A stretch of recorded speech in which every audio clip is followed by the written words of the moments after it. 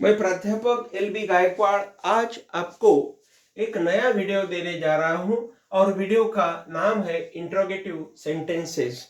देखिए, जो प्रश्नार्थक वाक्य होते हैं, यह वाक्य हम आज सिंपल प्रेजेंट टेंस में लेने वाले हैं। तो देखिए, अभी मैं एक आई वी यू दे के लिए एक वाक्य बनाऊंगा और उसका आपको बताऊंगा। देखिए, जब आई वी यू दे होते हैं तो हम जो प्रश्न बनाते हैं उसके लिए हम पहले डू लेते हैं। देखिए, do I go to village everyday. देखिए, यह प्रश्न हो गया, यह यहाँ पर इंट्रोगेटिव सेंटेंस हो गया, यानी इंट्रोगेटिव सेंटेंस यानी क्वेश्चन सेंटेंस हो गया। और इसका इसका वाक्य हो गया, do I go to village every day, यानी हर दिन मैं देहात पर जाता हूं क्या?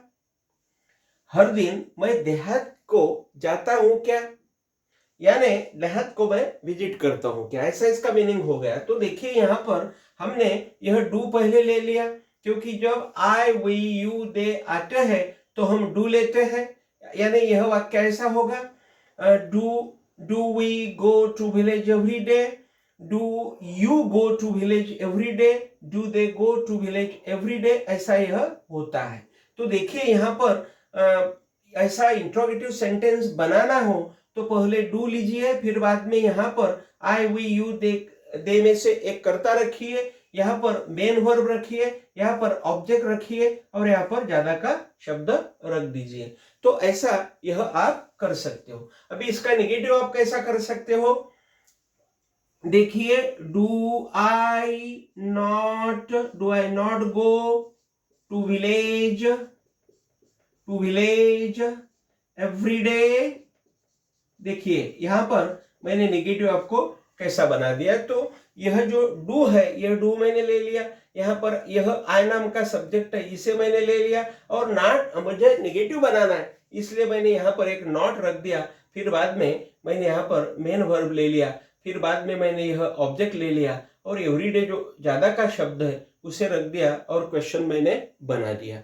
तो यानी रख दिया, प्रश्न चिन्ह रख दिया, तो यह प्रश्न हो गया। देखिए, do I go to village every day, do I not go to village every day, यानी यहाँ पर यह पॉजिटिव हो गया, यह नेगेटिव हो गया। इसे हम नेगेटिव कहेंगे क्योंकि इसमें नॉट है, इसे पॉजिटिव कहेंगे क्योंकि इसमें नॉट नहीं है।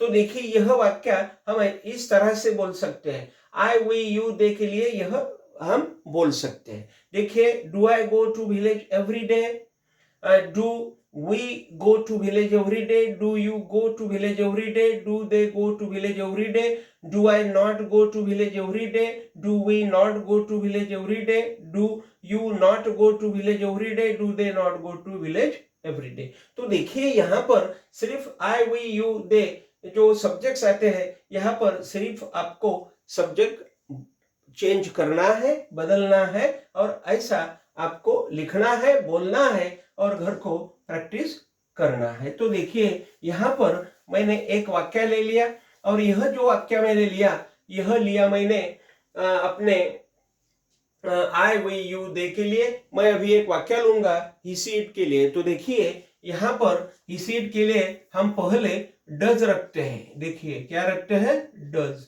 डज ही राइट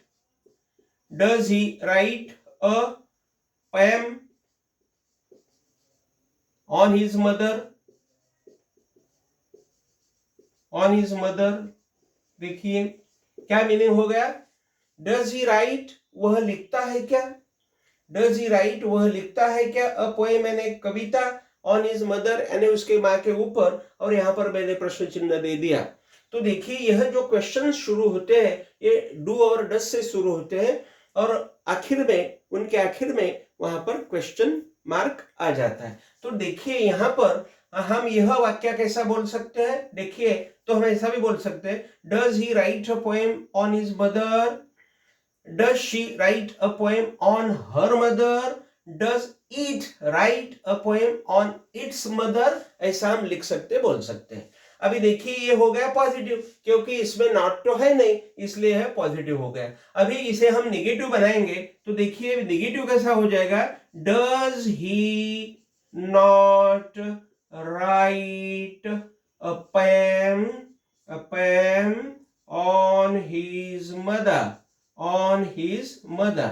तो देखिए यहां पर मैंने निगेटिव भी कर दिया, तो अभी ये निगेटिव कैसा हो गया, तो देखिए मैंने क्या किया, यहां पर यह डज ले लिया, ये सब्जेक्ट ही सी, यहां पर ही शी इट नाम का सब्जेक्ट आता है, उसमें से एक को ले लिया, निगेटिव रखना है, यहां पर निगेटिव करना है इसलिए नॉट को रख दिया, फिर बाद में मेन वर्ब ले लिया, फिर बाद में ऑब्जेक्ट ले लिया, फिर बाद में मैंने ज्यादा के जो शब्द है उन्हें ले लिया और मैंने क्वेश्चन मार्क दे दिया। तो देखिए ये रचना ऐसी होती है कि आप यहाँ पर डू या डज ले सकते हो। डू कब लेना, सब्जेक्ट जब सब्जेक्ट्स यह आई वी यू दे होते हैं तो यहाँ पर डू लेना, ही सीट सब्जेक्ट्स होते हैं तो यहाँ पर डज लेना, और मैंने जो बताया ऐसा आपको करना है। तो देखिए पहले लेना डज, बाद में लेना ही शी इट, बाद में लेना मेन वर्ब, बाद में लेना ऑब्जेक्ट और बाद में लेना ज्यादा का शब्द और ज्यादा के दो चार जो लफ्ज होते हैं वो उसे लेना, उसे हम फ्रेश कहेंगे वो लेना,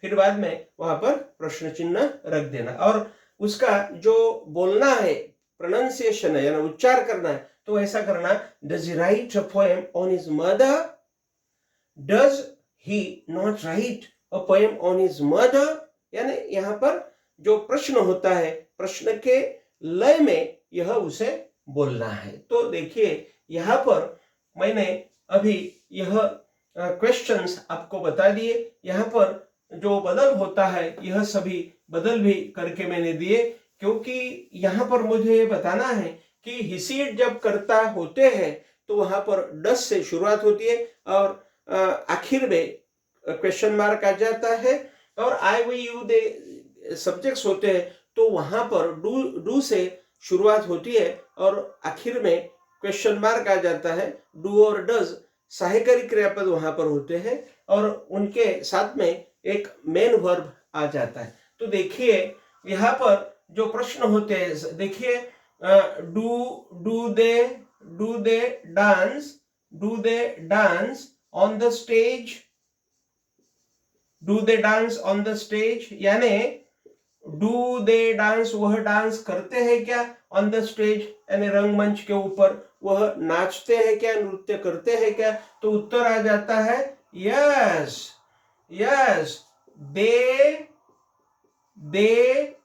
और यह डू और यह डांस एकत्रित कीजिए और उसका हो जाता है dance, yes they dance on the stage, ऐसा उसका पॉजिटिव आ जाता है। और इसका यदि आपको नेगेटिव बनाना है तो सिर्फ इसे बनाना है, देखिए नो दे डांस का क्या करना है, डोंट डांस या डू नॉट डांस, ऐसा करना है, डू नॉट डांस या don't dance, so they don't dance, do not dance on the stage, ऐसा आप यहाँ पर कर सकते हो। मुझे कहने की ये बात है, एक मुझे ऐसा कहना है, एक बोलना है आपके साथ में कि यदि तो आपको नेगेटिव ही करना है तो देखिए यह प्ले हो गया और यह प्लेज हो गया, तो यहाँ पर यह प्रत्यय लग गया, यहाँ पर लगा नहीं इसलिए प्रत्यय लगा नहीं इसलिए ऐसा नेगेटिव करना चाहिए डोंट प्ले या डू नॉट प्ले, यहाँ पर प्रत्यय लग गया तो यहाँ पर नेगेटिव करना चाहिए डजंट प्ले या डज नॉट प्ले।